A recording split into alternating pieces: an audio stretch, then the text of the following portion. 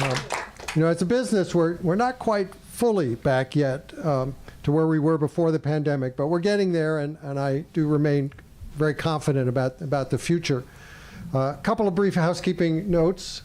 While we've lifted the mask mandate here in the store, we did that just yesterday, you're all encouraged to don a mask for the event, and we can provide one for you if you'd like, but it's up to you. And for the Q&A later in the talk, if you have a question, please come right up to the microphone that's right here beside the pillar. And at the end of the event, our staff would be very grateful if you would fold up the chairs that you're sitting in and lean them against something that looks kind of solid, like a pillar or a bookcase. All right, on with the show. It seems especially apt to kick off the return of in-store events here to be hosting Juliette Kayyem for a discussion about her new book, The Devil Never Sleeps, Learning to Live in an Age of Disasters. Juliette has spent a good part of her working life thinking about and planning for disasters and various crises of one sort or another at both the federal and state level. She's a former Assistant Secretary of Homeland Security in the Obama administration and was the first Homeland Security advisor to the state of Massachusetts. Currently, she teaches security and crisis management at Harvard's Kennedy School of Government and heads her own security advising company, Grip Mobility. You may have seen her on CNN, where she appears as a security analyst, or heard her, particularly if you're from the Boston area, on Boston's NPR station, WGBH, or read her articles in the Atlantic magazine, and she's also the author of 6 previous books. In her new book, Juliette observes that we're in an age of more frequent disasters, whether they're related to climate change or cyber attacks or terrorism or disease. And so crisis management, she argues, needs to focus more on minimizing the consequences of catastrophic events.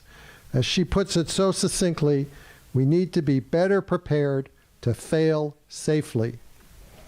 Now, a positive review in Publishers Weekly noted Juliette's book is full of practical advice and incisive analysis, and Kirkus praised the book as an urgent, useful survival manual for our time. As an added attraction, in conversation with Juliette will be Susan Glasser, who writes a weekly column on life in Washington for The New Yorker and also appears on CNN as a global affairs analyst. In previous assignments, Susan served as the top editor of Politico, Foreign Policy, and The Washington Post, and she and her journalist husband, Peter Baker, spent a tour in Moscow as co-bureau chiefs in the early 2000s. Out of that joint experience, they co-authored a book about the early years of Putin's rule of Russia. And a year and a half ago, they came out with a terrific biography of former power broker James Baker called The Man Who Ran Washington. And currently, they're both in the final days, really the final days, like hours, of working on finishing up a book on Trump, which is coming out in September. Ladies and gentlemen, please join me in welcoming Juliette Kayyem and Susan Glasser. Thank you. I think this is on. All right. Well, Brad, first of all, congratulations to you and to everyone at Politics and Prose for keeping this Washington institution going in the midst of challenging times. So we're all delighted. We had no idea, by the way, Juliette and I, that we would have the incredible honor of being the first live event back. But yay, applause to all of you for coming. Yay. Thank you. This is terrific. Yeah, no, it really is. And I do think it's a fitting book to reinvigorate and restart live events, because the point is not that disasters are not going to happen, but that we have to figure out how to act when they do happen. And so I can shamelessly flack for this book. Juliette and I are also friends going all the way back to college. So let me do a little bit of the heavy lifting so she doesn't have to embarrass herself with the self-promotion here. But this is really a terrific book. Oh. It is not only engaging, but it's smart, it's provocative. I learned some disturbing things. I don't know about the rest of you and like where you were on the scale of I'm getting ready for COVID or I don't think it's going to happen. But one thing I learned was that apparently people who have a predilection for apocalypse movies and zombies were more likely to be prepared for COVID. Now, I have to say, I do not like horror movies. I don't watch them. I find them awful and scary if I do.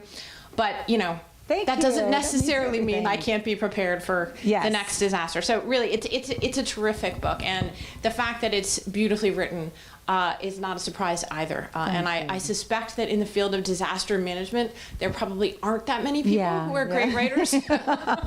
This might be the book for you in that sense. Yes. So, Well, thank you. That means so much. congratulations. Well, first of Yeah. all, thank you. Is this on?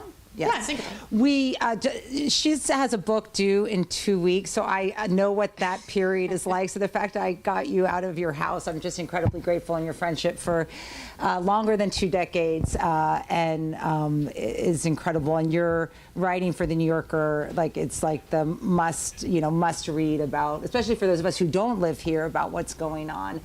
And Brett, I want to thank you and everyone for coming out. I'm worst case scenario planner. You want me? So I was like, oh, the weather, the Final Four, there'll be like 3 people here. So I'm so grateful. I was preparing myself for, no one being here. I'm so grateful for this crowded room. But Brad, also grateful to you. And you're a dad first, I should say. Total coincidence. We didn't, these 2 things did not converge, but Brad's daughter, Wynn, just got a clerkship with my husband, who just became the chief judge of the First Circuit. So Wynn will be working in the family. So we had no idea. Well, So thank you. what a great note to start it on too, because the book begins with you, Yeah. like the rest of us, hunkering down with your family. Yeah. And, thinking about sort of how history echoes and Yeah. rhymes, if not exactly repeats itself. It's such an amazing story. I think you should actually tell Yeah, the story of how this book begins. So it's hard to both begin and end a book with a theme of recurring disasters, because where do you end? So at the last minute I stuck Surfside in, and then something else happened, and my editor's like, the whole point of the book is that it never ends. You have to end it. But how do you begin a book like this? And that was the challenge, and also for people to recognize that. And I appreciate what you said about it, that I'm just a human being and I don't have any special powers. It's just a job. Part of what I wanted to do with write this book is just say, is to open the curtain of just what disaster management is. How does it work? What's happening when something bad happens? What's not happening? And so I got urged by my editor to make the first part personal. So I did. And so that personal story came to me from my home. We are inside, obviously, like everyone else, March 2020. I have a daughter who has to return from college, a son who's a senior, and another son who's a freshman. So we're all home. And the boys are boys, teen boys, and they are taking a shower, and the vent's not working. And if you weren't a teen boy, you would notice that there's no circulation in their bathroom. Eventually, about a month later, or 2 weeks later, after they told me that they had noticed something was weird, the entire ceiling comes down. So I'm going to fast forward on this. I live in an old rambling house in Cambridge. It was built in 1820. And there is a 3rd floor. That 3rd floor has lots of nooks and crannies, and we had been told that the 3rd floor back area was just a crawl space. When the person who came to our house stuck their head up into this crawl space, it was a bit bigger than that. It was actually about a 4x10 sort of slanted room, just sort of like a narrow tunnel. And there's one picture in there. That picture, it turns out, fast forward, is a picture of the grandfather of a girl named Letitia McHugh, 19 years old. The McHughs lived in my house 1917 to 1919. And the room she was in was called the sort of sick room. It was where people were sent. So the dates as well as I do. It turns out, and I have lots of Twitter friends who follow me who help me with this, because I had no idea. I posted the picture on Twitter, and I said, has someone help? Someone help me. And people sort of narrowed down. They found out where we live, of course, in 5 seconds, and they find out the story of the McHughes. So Letitia was the 19-year-old daughter, died in the 3rd wave. She gets it, is sent upstairs to this 3rd floor. Dies there. The funeral's in the home. They close up this very small space and they move out. And that's the story, right? So then life goes on. It was like a sort of cafeteria at one stage for grad students. The house is split up in different areas, and then here we come along. And it just struck me upon learning this over the course of 24 hours, my daughter is 19 or was 19 at the time, that connectivity in this one home of Spanish flu and what happened to a mother and where I was, both haunting but also telling. Yeah. And so I open with that. Yeah. Well, to me, I think it's a great reminder too about, not only does history rhyme, but the things that we forget are often, as a society, the things that, we most should remember, and when we're forced to remember them. And I think that's also a running theme in your book as well. I've been thinking about it a lot, and I want to ask you at some point in this conversation, things like wars don't factor in per se, but of course it's an approach that you talk about in the book is very much one that can apply to wars or to politics just as much to hurricanes and natural disasters. And of course I've been focusing a lot on the war in Ukraine, and I was just looking back over the beginning of your book today, and there's this echo, right? You have a forgotten pandemic 100 years later, and then it happens again, and did we or did we not learn the lessons?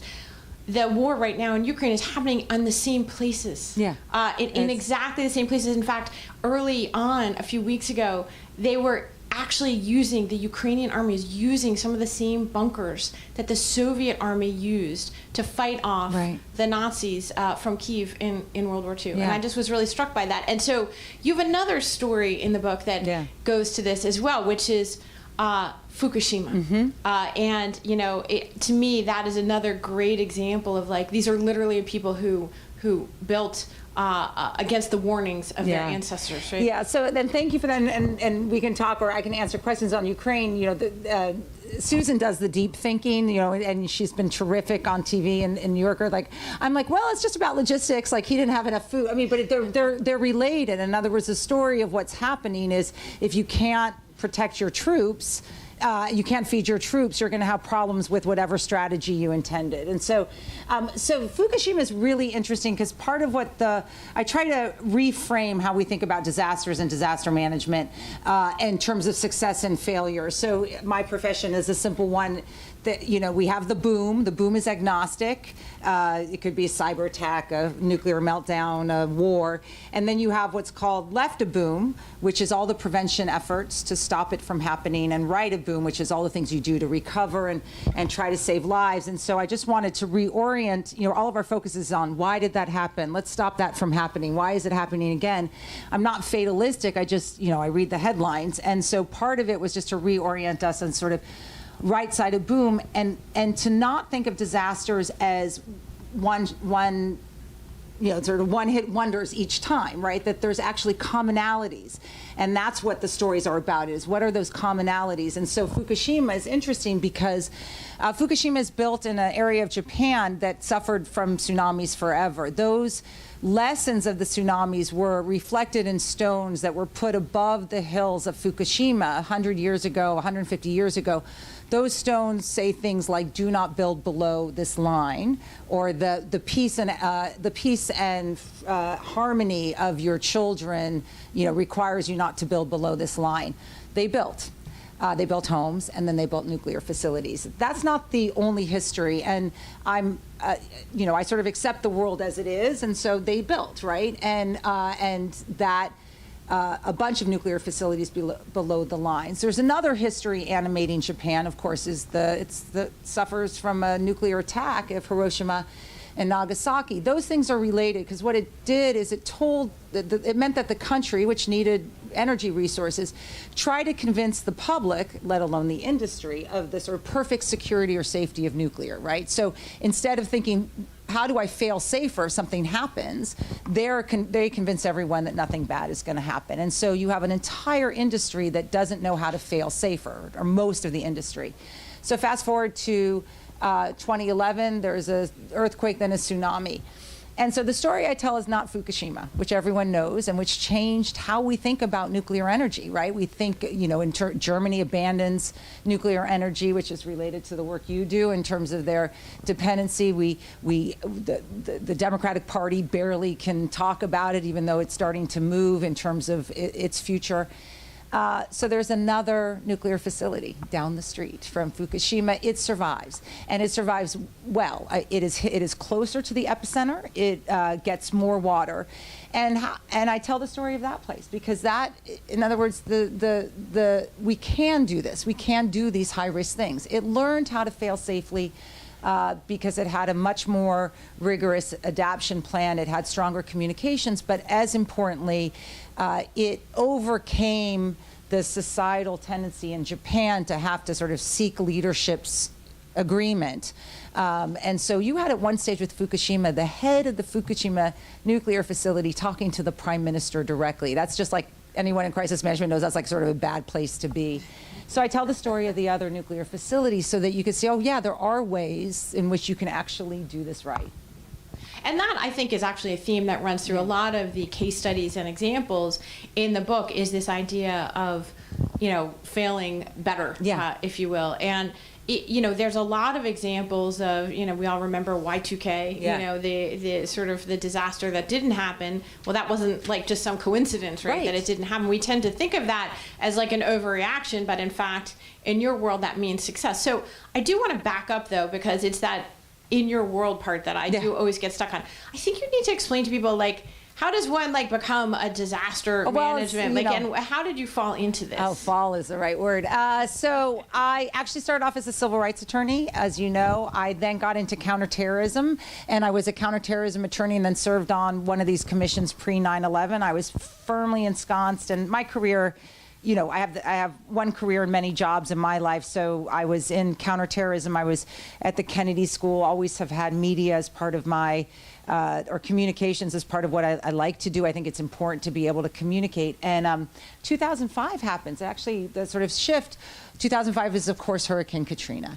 And it told people in my space, where I'm in the Homeland Security space, which is the more defensive space, oh my God, you spent all this time stopping 19 guys, essentially, from getting on 4 airplanes. We can't save an American city from drowning. Now, Hurricane Katrina is complicated and begins a long time ago when they built a city in a proverbial bathtub. But the fact that we couldn't respond got me much more interested in Right a Boom. And my career sort of then became what we call all hazard. So I'm not a specialist in cyber or, in particular, or this. I think about how do systems and institutions and states and cities, which I did a lot of work on during pandemic, how do they respond to intelligence, which is telling them something bad is happening or about to happen, and how do they fail safer? I have a funny standard. Not funny, it's just the way I think about the world. Like, how do you make things less bad? And then I think that's good, right? So I don't, some people might wring their hands and go, everything's bad. It's just, you can actually make things less bad. And that would be success. And that's how we measure success in an age where the devil keeps coming and coming and coming in all different size, shapes, and forms. Well, that's right. I mean, obviously coming, and we're still having a pandemic, and there's still hundreds of people dying every day in the United States in this one. And it has not been declared an unpandemic yet. But, no. But interestingly, right, I think everybody probably is much more receptive to what you're saying, or sort of intuitively understands it now in a way they might not have 2 years ago. But I want to actually, there's a basic premise in your book. Which is that we are in a new, you call it, age of disasters. And I want to probe into that a little bit. I mean, obviously, it's sort of human nature. Maybe the scale and scope of disasters has changed. People are familiar with the climate change aspect of the idea that there's going to be a much more volatile age. And it certainly seems that even in our politics, we're in a much more volatile age.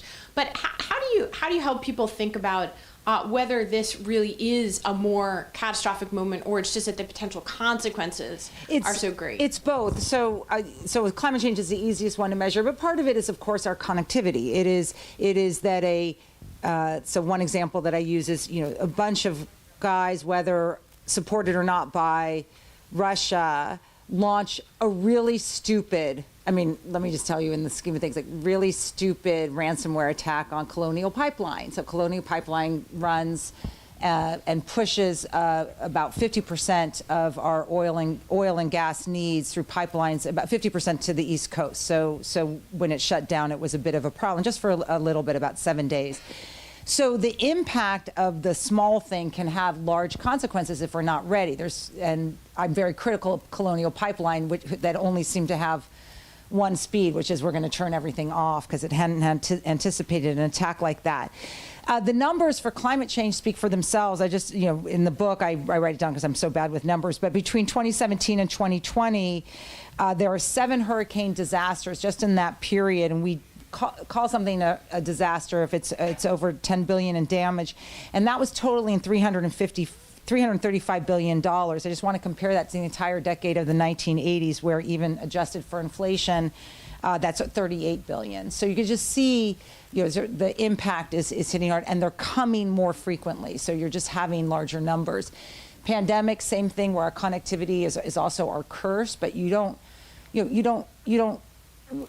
as I always say, like, what's the alternative, right? That we don't have that connectivity. That's not an alternative in the kind of world that we want to live in. So you have to think about, how do I have a more secure flow of people, goods, ideas, and networks, and how, and for individuals, how do I own a piece of that? Very, a small piece that will be relevant for the larger pieces. So it's interesting. So you don't think that the possibility of, say, there's a lot of talk in the last few years of, say, decoupling with China, or you don't see that as a reasonable expectation in any of these areas? No, as a way to mitigate? Yeah, I mean, I think it's the idea that.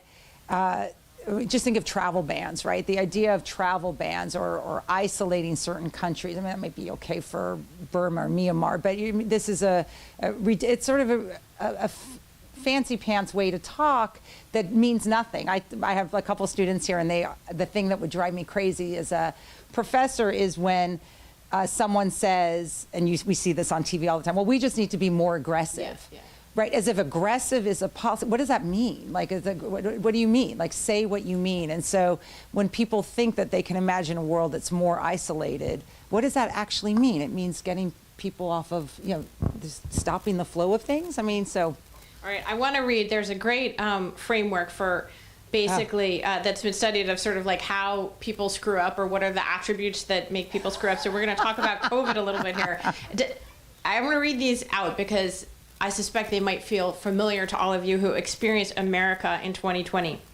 The qualities are myopia, amnesia, optimism, inertia, simplification, and hurting. Obviously, to me, that suggests, basically a list of all attributes that contributed to America's pretty disastrous early stage response to the pandemic. But I want to ask you, as a professional, after 9/11, there was this creation of the concept of Homeland Security. We created a Homeland Security Department. We created positions. You filled the one in Massachusetts for emergency preparedness. We arguably were more prepared, or we thought we were, as a society. Putting aside the question of whether the Trump administration did or didn't use the 69-page, preparedness, handbook for a pandemic that the Obama administration had created. Obviously, we had created an entire elaborate infrastructure in the post 9/11 world for things like disasters, which, as you correctly point out throughout the book, are not meant to be specific to a kind of disaster. So they should have applied to a pandemic. So what did you learn, as a result of that? So, I mean, part of it, look, the Trump administration was sort of a class of its own in terms of its preparation.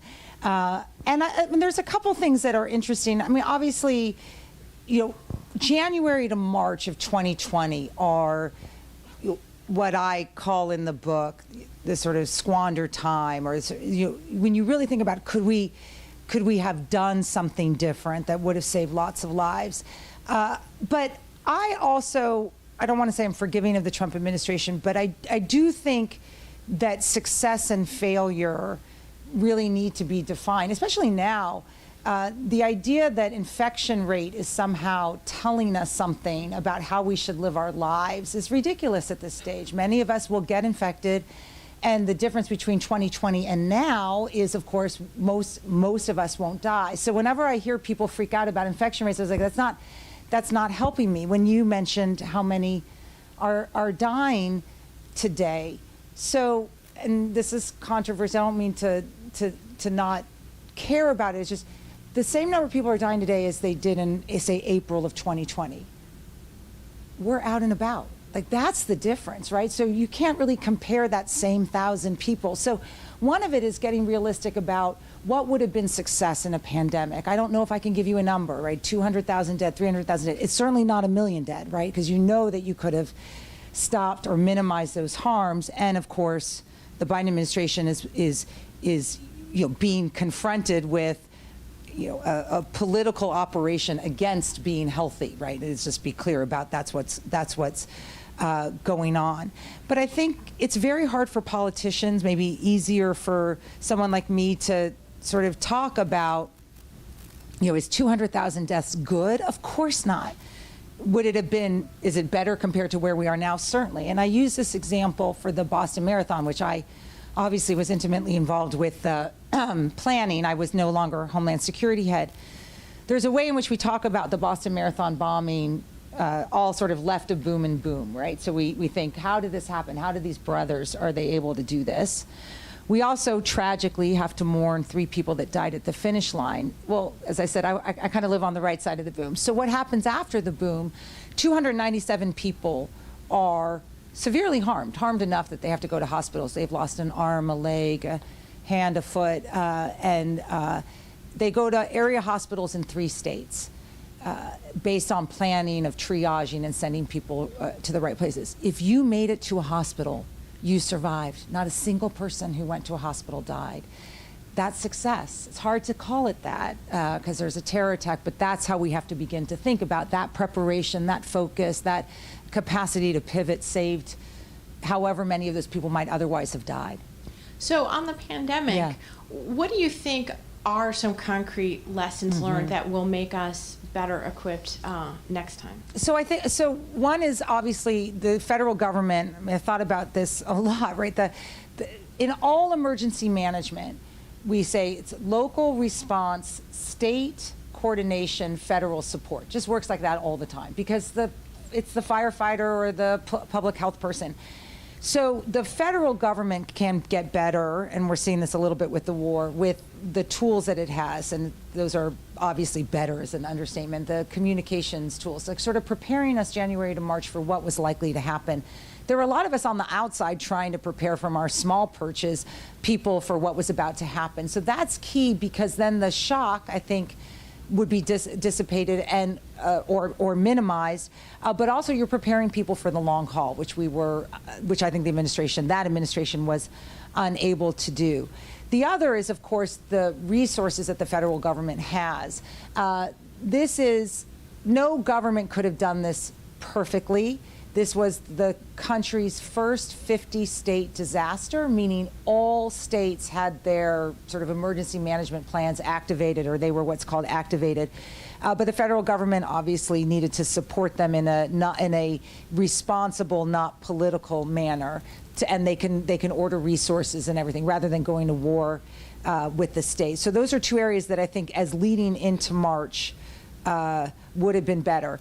I've been critical. I've been hugely supportive of the Biden administration. I actually get frustrated because I think they're not getting the credit that they should for the fact that we're now reopened. Like, this is like, everyone's like, oh, it's not good enough or it's too good. We're here, and I really think that is because of the team that got their act together, that got it moving. But I have been critical of the Biden administration. I would have, more mandates. Just like, if you want to get on an airplane, I just want to force people to do something because they're either lazy or not being smart or whatever.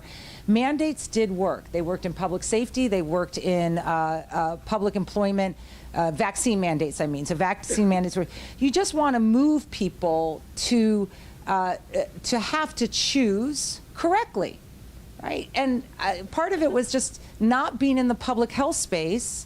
One of the benefits was, I'm done with emotions. I sort of say that in the book. I'm done with emotions. I don't care why you're not getting vaccinated, but if you want to go to an NFL game, you're getting vaccinated. And if you want to fly to Miami, you're getting vaccinated. Emotions don't really factor into it for me, for good and for bad, right? I mean, in other words, I can sound a little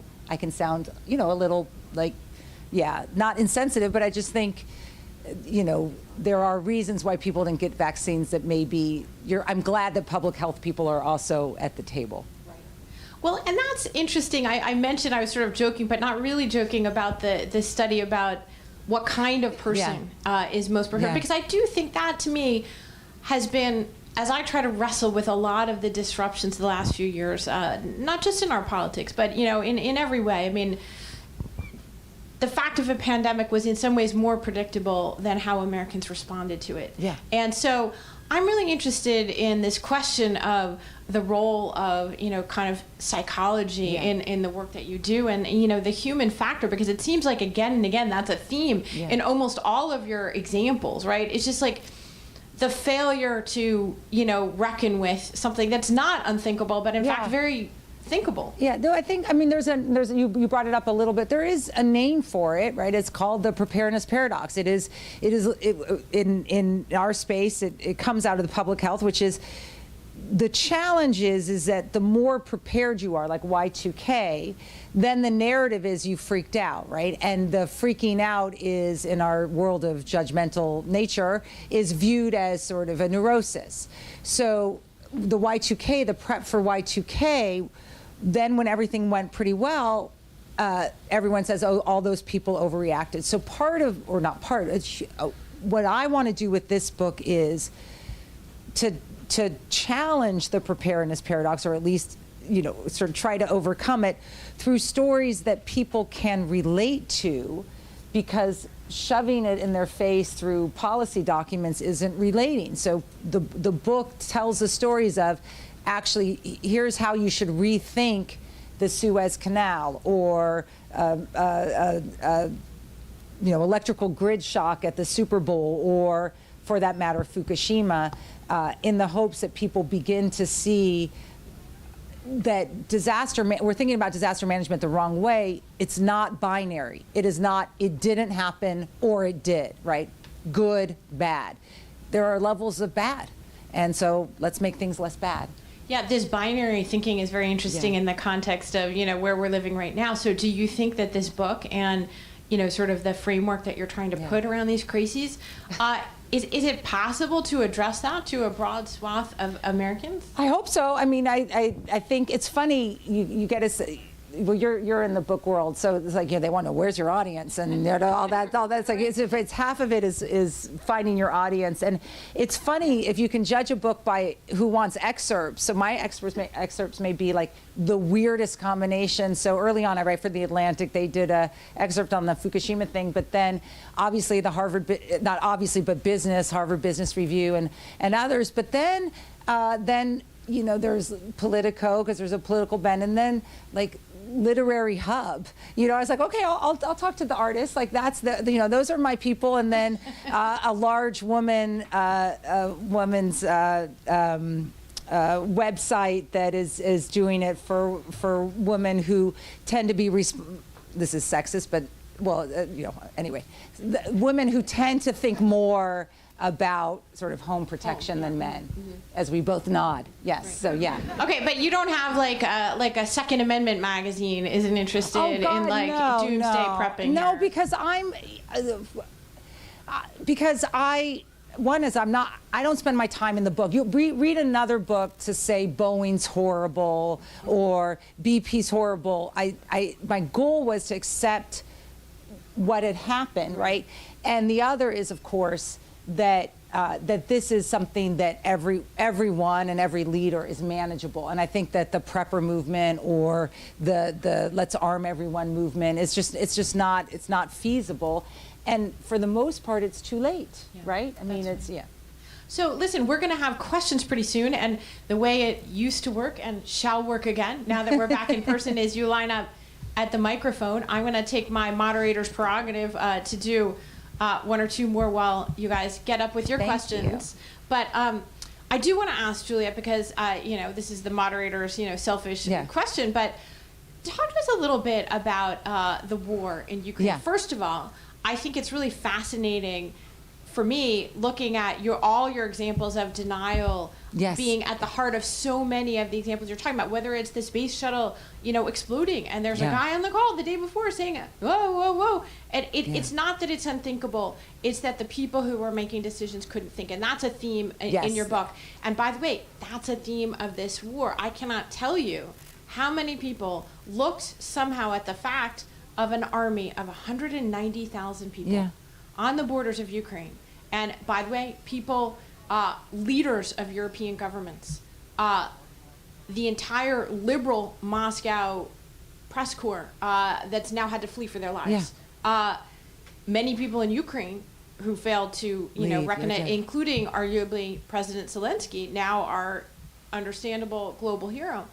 There are no known examples of an army, of an invasion force that size, with the possible exception, I've been reminded recently of India and Pakistan in 2000.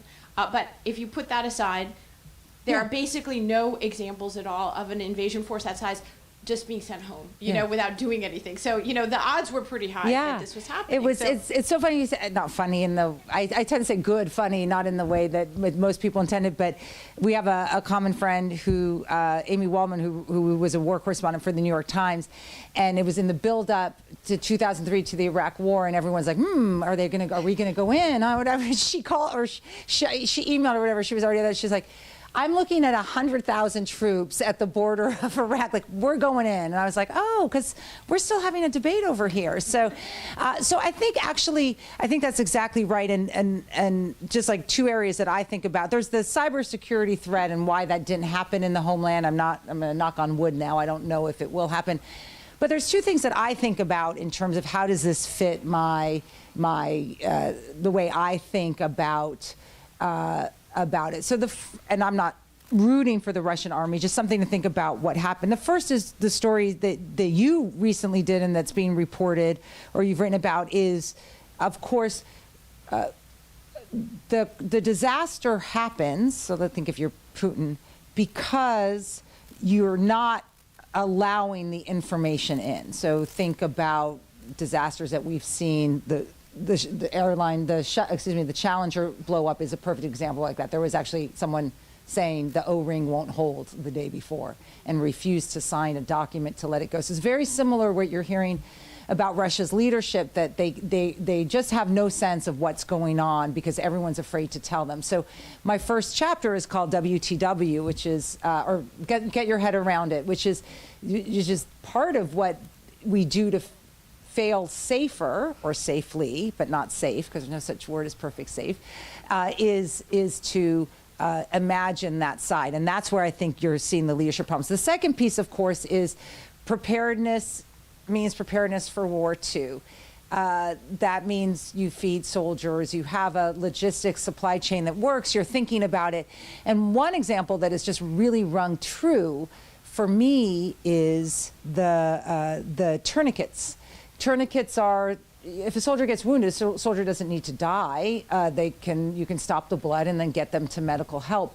What we're hearing about the Russian army is just the basic failure of the most basic medical protection. A tourniquet means that they can't stop the bleed, which is another chapter in the book. Stop the bleed means just stop the cascading losses. So you're injured doesn't mean you have to be dead. That's what's happening to the Russian soldiers. So. No, and that's, by the way, not because they don't have the information, because they don't care about and they don't place the same value on human life. Yeah.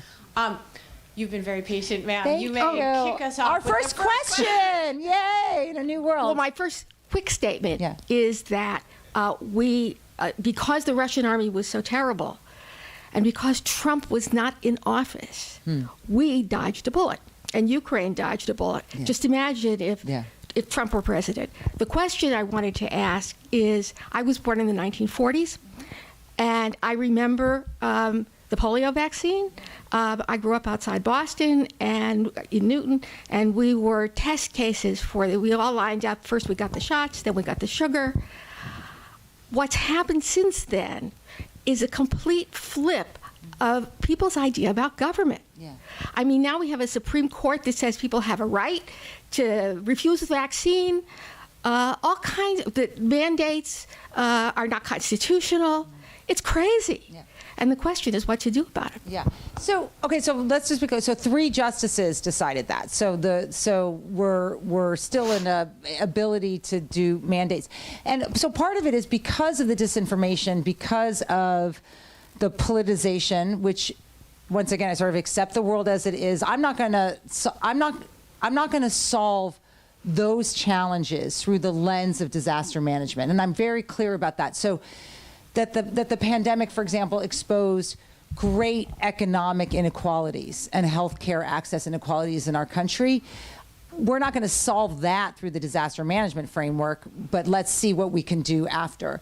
So that's why I thought vaccine mandates were, I was calling for them in like June. My article on airlines mandates was, I think, in July of 2021.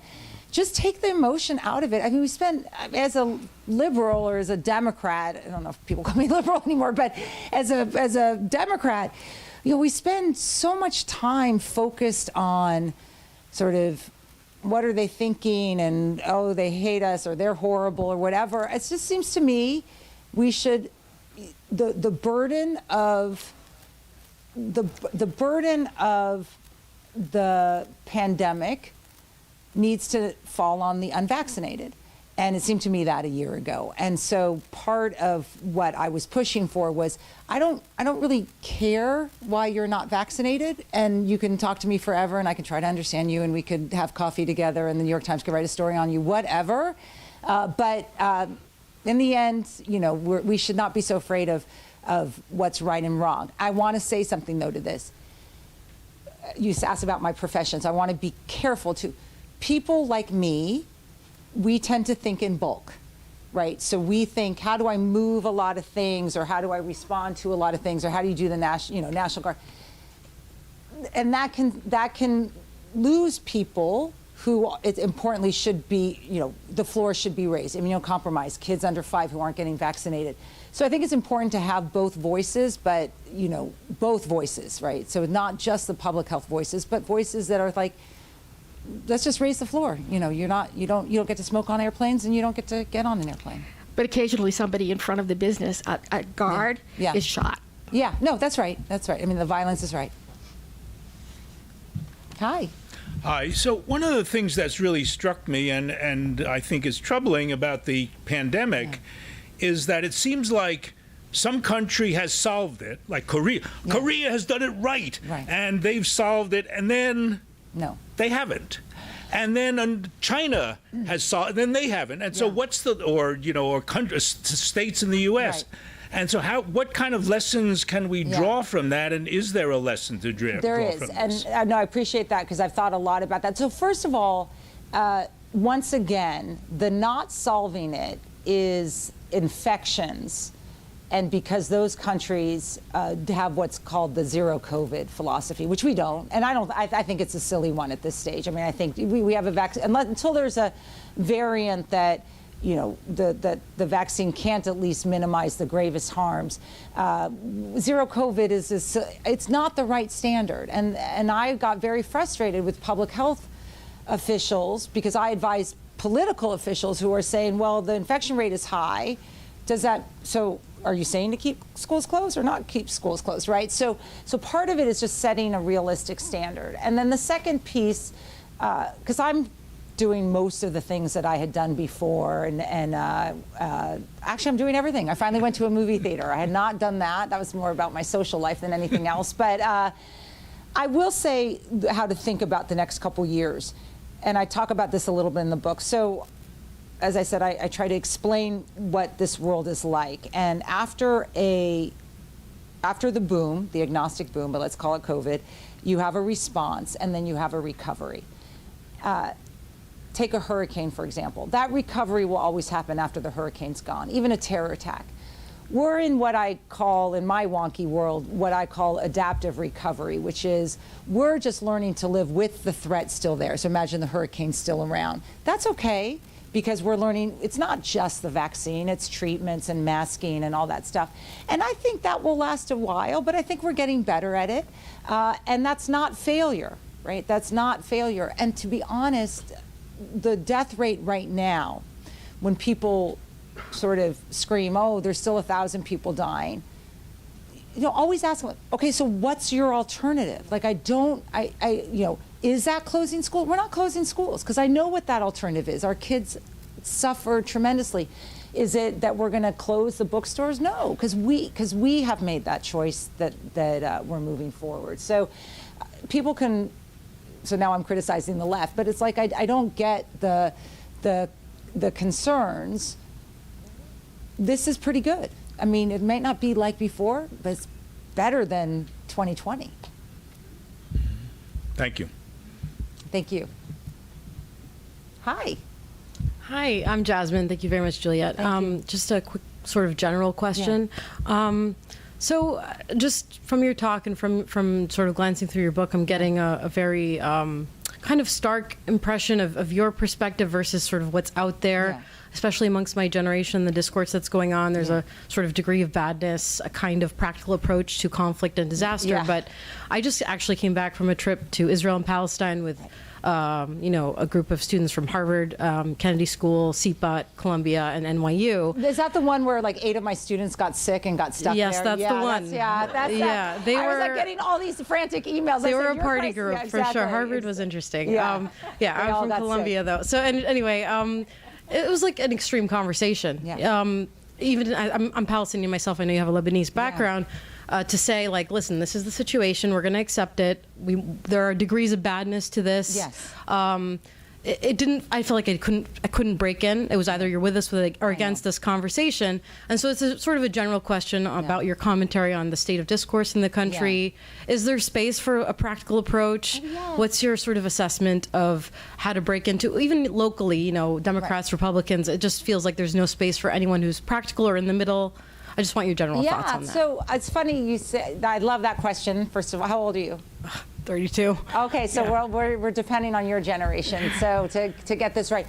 So whenever I can live in the Twitter world. I'm actually, I don't know about you, I'm trying to be better. I get into trouble occasionally, but I am trying to be better about what's valuable in terms of the discourse, right? How am I? It's easy to get people pissed off it's easy to get people annoyed or, angry and that's so easy. Or it's easy to focus on Trump said this or some crazy congresswoman that no one would have ever heard of, but for Twitter, we're going to spend 30 minutes covering her psycho babe, whatever it is going on in her head. Like that's not where reality is. So I'm going to hopefully, so I do believe in a middle. I believe it's not represented in our politics right now, but I actually believe it's represented in a lot of the United States. So let me leave you with some good statistics. 75% of Americans are actually vaccinated or have had at least one shot. We're not doing as well with the boosters, but we will, I think, eventually. So then that's telling me this isn't close. This debate that I think on Twitter or even our network where it's like, you've got, 5 people on one side and 5 people. It's not even close, I think we'll get that lower. So I think that there is room for that. I'm much older than you, just sort of learning about that the engagement in the extremes takes a lot out of you, right? I get it. It takes a lot of anyone who engages it. And that finding that middle, you'll be surprised if you articulate it. There's actually a lot of people who get you. So I'll be honest with you, I was very nervous about this book. It doesn't condemn people in places I could condemn. It's not particularly anti-Trump. It's not anti-corporations and horrible people. And it's not, it does not look to the big fixes, climate change or climate mitigation, saving the planet and other issues in terms of it's like a recurring theme is like right here, right now. And I think it's important to actually we can do a lot right now rather than thinking I'm going to fix everything. People have been mad at each other for 5,000 years and they're going to be mad at each other for 5,000 more. So what are the things I can do right now? And if it's just lowering the discourse, that's a benefit. You'll see. Thank you. So thank you for what you do. By the way, I think that's like the most optimistic thing I've heard in the last 2 years. So thank you for that, Oh, Juliette. you're welcome. Stick with me. Although I feel like what it's actually saying is you have to go home and finish writing your book now. You can't I save take the it. planet. I was but going you to can- say. I take it your book is not equally optimistic. No, mine. Can't save the planet, but you can go home and get your work done. Exactly. Hey, Hi, former student. I filled the room. we try. We're here for you. So I think I have a question that ties to the last one and what Yeah. you were starting to say at the end. But given all the research you did on these past Yeah. disasters, what went well, what didn't go well, sort of looking ahead, what do you see sort of broadly in terms of type of disaster? Yeah. I'm asking you to predict the future now, Yeah. really easy. But where are we best prepared? What types of disasters are we best prepared for now Yeah. because of historic lessons learned? Yeah. And which ones are you most concerned about that we're that's not in- ready to handle? So that's interesting. So, A+ to my former student. So I think you got close. So, there's no question that if I thought about threats to the world, of course, it's climate change. I think it's that's the existential threat because it's just going to move people, how we live, and. But what's interesting is as the hurricanes have gotten faster, stronger, whatever, actually fewer people are dying from hurricanes. So one of the things that I examine in the book, so what can we learn from that? One is we can do better in terms of hurricanes. Tornadoes are difficult, hurricanes, but people are still dying. So and so then you ask, what are they dying of? I always, so that people die is a given. How they die is our responsibility. So most people who die in hurricanes in this country, let's say, I'm going to make up a number, let's say it's 50 a year or 100 a year, makes it easier. About 85 of them are dying from carbon monoxide poisoning because of what we call stupid deaths. They are not stupid. They're deaths that occur because of the event, but they are not related to the event. They're because we couldn't get water or electricity. So when I think about the thing that worries me most is just the connectivity is not the event itself, it's just the inability to respond leads to cascades of stupid deaths. So, and I have lots of examples of stupid deaths once again. And so we have to think about how do we just get resources to people better, like in that moment, once again, you're not trying to make them whole. You're just, it's called 9 meals to anarchy. If people do not have food for 3 days, then you lose your ability to govern. So that's what worries me the most. All right, I think we have time for one more question. Any takers on that one? Come on. All right, well then I will exercise my Okay, good. a final A big question crowd, here. but a shy one. But Yeah, that's okay. It's our first time exactly, back. We're like all like, I know, nobody no really one knows how slap to- anyone. That's all I say. Well, the anarchy thing, right? The anarchy thing. Oh, I got to tell an Academy Awards joke. Okay, good. What? I just must be had doing I'm okay. sorry. I just had this image of you and I getting into a slap fight.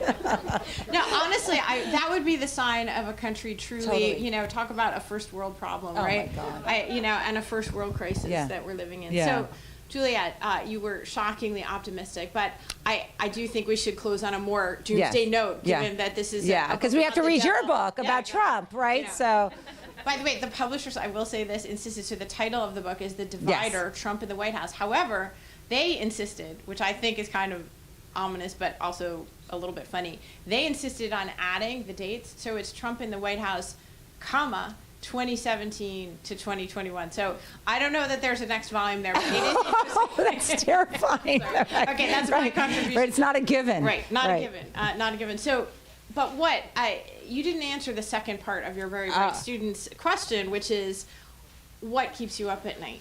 What are the things that we haven't conquered that you and others have been shouting from the rooftop about? Okay, so I disclose. Okay, so one thing is I'm telling lots of ladies in the room, and I appreciate that. Like everyone's allowed one irrational fear. So don't get mad at yourself. So one is like, I talk about preparedness.